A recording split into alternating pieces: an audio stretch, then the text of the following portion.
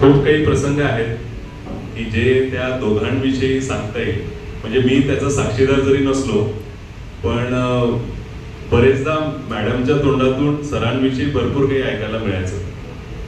आता चांदे सरांनी भरपूर अनुभव सांगितले आणि मला खरंच हेवा वाटला की त्यांना इतके वर्ष त्यांच्यासोबत सहवास मिळाला.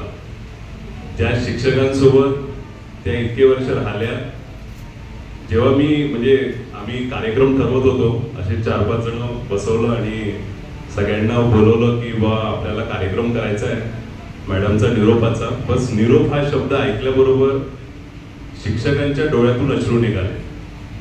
म्हणजे ते अश्रू खरंच म्हणजे मला असं वाटलं की फक्त निरोप हा शब्द ऐकल्याबरोबर ज्यांच्या डोळ्यातून अश्रू निघाले त्या व्यक्तीचं व्यक्तिमत्व किती छान असेल. म्हणजे मुख्याध्यापक असताना पुष्कळदा अशा घटना असतात, अशा जबाबदाऱ्या असतात की आपण त्याच्याखाली दबून शिक्षकांकडून त्या करून घ्यायच्या असतात. म्हणून दाटदपटीने म्हणा किंवा कुठल्याही पद्धतीने मॅनेजमेंटच्या दबावाखाली म्हणा शिक्षकांसोबत त्या भाषेत कधी बोलावं लागतं.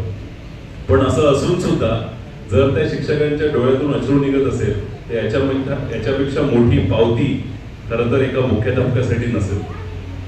तो क्षण माझ्यासाठी पण एक प्रेरणास्रोत होता. म्हणजे मॅडम इतके वर्ष प्राचार्य अरुणराव कलोडे इथे घालवल्यानंतर जेव्हा त्या अचानक त्यांना माहीत झालं की या 1.5 वर्ष अगोदर की त्या आता या नवीन संस्थेत आमच्या स्वर्गीय हिराबाई गायकवाड शिक्षण संस्थेत त्यांना यायचं आहे.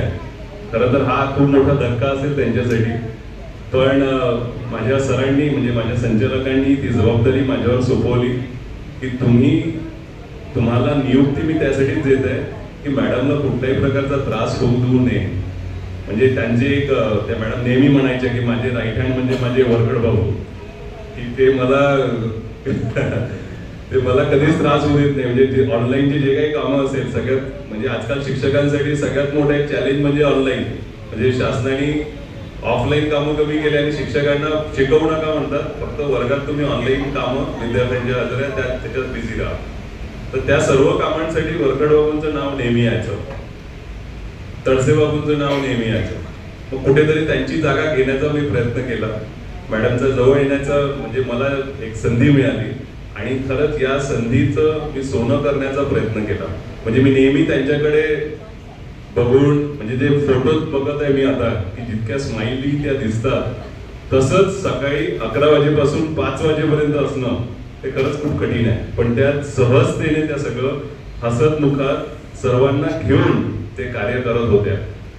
आणि हे माझ्यासाठी म्हणजे मी जस्ट आता 40शी ओलांडली आहे. तर इतक्या कमी वयात मला हा चान्स मिळाला याच्यात खरं तर मॅडमचा सुद्धा खूप मोठा वाटा आहे. त्यांनी मला प्रत्येक क्षणी ते मार्गदर्शन केलं की ज्यामुळे कदाचित मला काही गोष्टी एक मुख्याध्यापक म्हणून काय करायला हव्यात ते त्यांच्याकडून शिकायला मिळालं. आणि हे माझं सौभाग्यच आहे की ज्यांच्या कार्यकाळातच मला एक मुख्याध्यापक म्हणून मला नियुक्ती मिळाली. पण तरी खूप सारे प्रसंग आहेत. मॅडमनी मला त्यांच्या म्हणजे एकदा त्यांच्या हेल्थ विषयी जे प्रसंग घडले ते सुद्धा सांगितले. काल निरोप समारंभाचा कार्यक्रम केला तेव्हा मला काही गोष्टी म्हणजे ज्या मला वाटत होतं की बा एवढेच गुण असतील कदाचित एका व्यक्तीमुळे, याच्यापेक्षा जास्त मी अपेक्षाच करत नाही, म्हणजे विचारच करत नाही की एका व्यक्तीत किती राहू शकतात.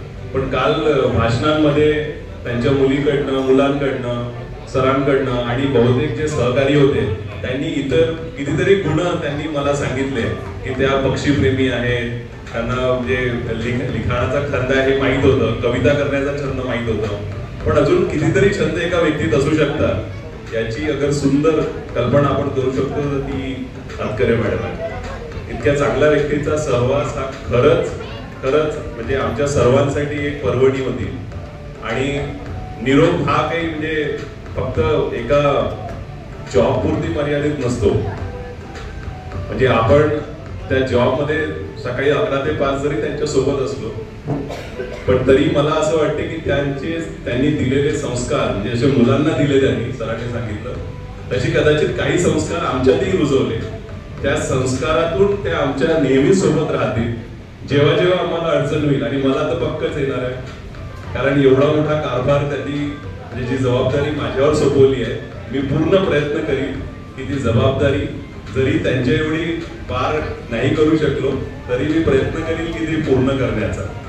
एक शेवटचं, कारण खूप लोक आहेत कदाचित बोलणारे, तर एक छोटीशी कविता, म्हणजे मॅडम कडून इन्स्पिरेशन घेऊन मी पण प्रयत्न करतो, मी लिहित नाही पण मी प्रयत्न करतो. आणि एक छोटस मॅडमसाठी काल केलं होतं पण आम्ही वेळेअभावी नाही बोलू शकलो.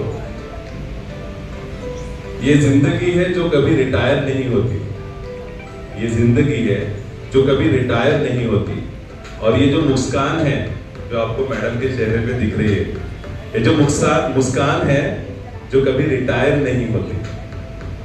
अब मैं आपको ये बताना चाहता हूँ कि क्या रिटायर हो रहा है मैडम के साथ. रिटायर हो रही है स्कूल की जिम्मेदारियां, लेकिन साथ में कुछ घर की जिम्मेदारियां आपके साथ आ रही है. रिटायर हो रही है स्कूल की जिम्मेदारियां, रिटायर हो रही है अनचाही थकान, रिटायर हो रही है अफसरों की किचकिच.